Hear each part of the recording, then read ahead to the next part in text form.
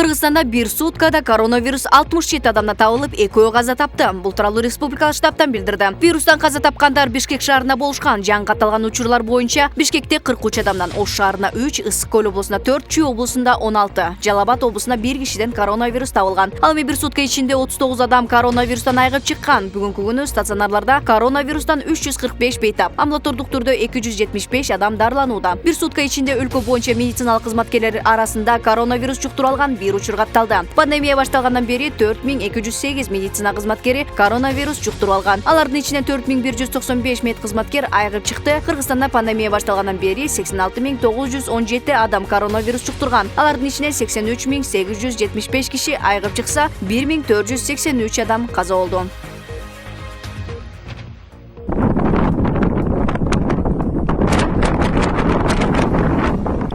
Бишкек-Ош жолунда Тоашу ашуусунда 14 марттан бери бир нече чакырымга созулган автотыгын пайда болду. Бул тууралуу тыгында турган айдоочулар кабарлап жатышат. Жолдун тайгактыгынан жүздөгөн жеңил жана оор автоунаалар токтоп турат. Өзгөчө Кырдаалдар министрлигинин басма сөз кызматы абалды жөнгө салыш үчүн номер 9 жол тейлөө ишканасы Ички иштер министрлигинин кызматкерлери менен чогуу иштеп жатканын кабарлады. Жол тыгыны жоюлганга чейин Бишкек-Ош жолундагы Сосновка бекетинде автоунаанын бардык түрүнө саат 20:00дөн тартып чектөө киргизилген. Бишкек-Торугарт жолундагы боом капчыгайында да автоунаалардын тыгыны жаралды. Өзгөчө Кырдаалдар министрлиги 13 марттан баштап көпчүлүк аймактарда жаан, кар, тоо этектеринде жана тоолуу райондордо кар жай тургандыгын эскертип, жолдор тоңголок, тайгак болоорун билдирген.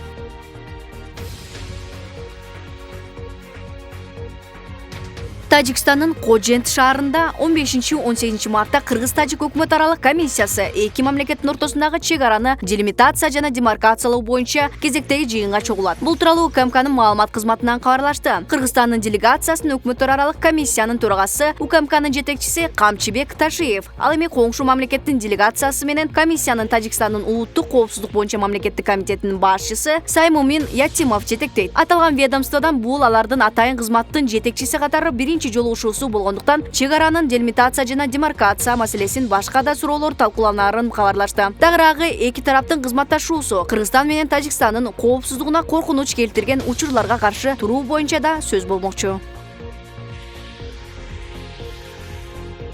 Ош шаарынын мурдагы мэри Мелис Мырзахматов бул тууралуу журналист Адыл Акчоолууна берген интервьюсунда айтты. Ал 12 мартта президент Садыр Жапаров менен жолугуп шайлоого байланыштуу маселени талкуулаганын билдирди. Анын сөзүнө караганда, өлкө башчы шайлоо таза өтөөрүн айтты. Мырзахматовдун маалыматы боюнча, бирок Ош облусунда шайлоо өнөктөгүндө мыйзам бузуу болуп жатат. Административдик ресурс аябай колдонулуп жатат. Алдын ала эле айтып коеюн, шайлоо таза өтпөйт. Муну алдын алыш керек деп айтыла турчу жерлерге айтып атабыз. Бишкек менен Ошто шайлоонун айырмасы ат менен төөдөй. Бишкекте таза өтөт, Ошто андай эмес. Бишкек шаардык кеңешинде 25 партиядан 1820 талапкер. Ош шаарында жергиликтүү кеңешке 9 партиядан 702 талапкер катышууда. Бишкек жана Ош шаардык кеңештери 45 мандаттан турат. Шайлоодон утуп чыккан саясий партиялар 4 жыл иштейт.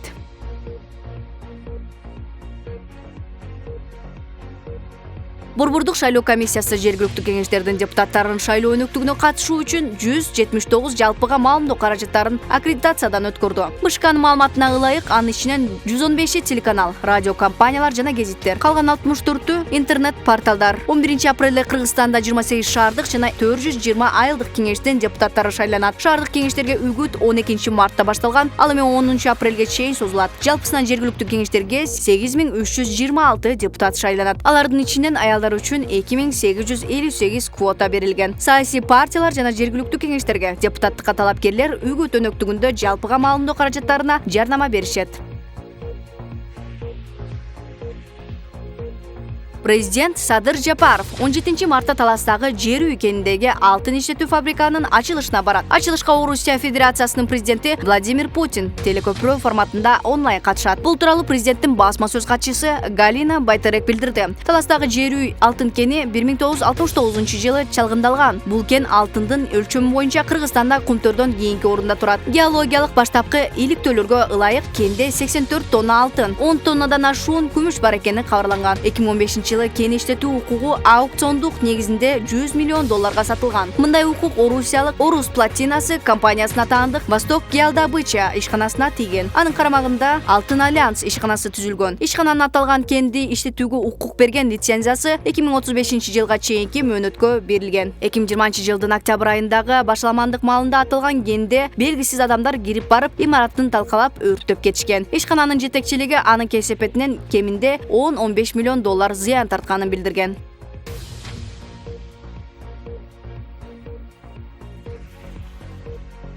Кыргызстандын Орусиядагы элчиси Гульнара Клара Самат Орусия президентинин эл аралык маданий кызматташуу боюнча атайын өкүлү Михаил Швыдкой менен жолугушту. Бул тууралуу элчиликтин басма сөз кызматы билдирди. Маалыматка ылайык, тараптар Кыргызстан Орусия Эр Шаркка кызматташтык жылынын алкагында кабыл алынган 200гө жакын келишимди жүзөөгө ашырууну талкуулашты. Ошондой эле Орусиянын алдыңкы жааматтарынын республиканын аймактарына концерттик турларын уюштуруу маселеси каралды. Эки өлкөнүн Эр Шаркка кызматташтык жылынын жабылыш аземи ушул жылдын күз айларына мерчемделген. Элчи Гульнара Клара Самат Эр Шаркка кызматташтык жылды жыйынтыктаган концерттик программа көрүнүктүү советтик композитор Дмитрий Шостаковичтин кыргыз жана орус темаларындагы увертюралар чыгармасын киргизүүнү суранды.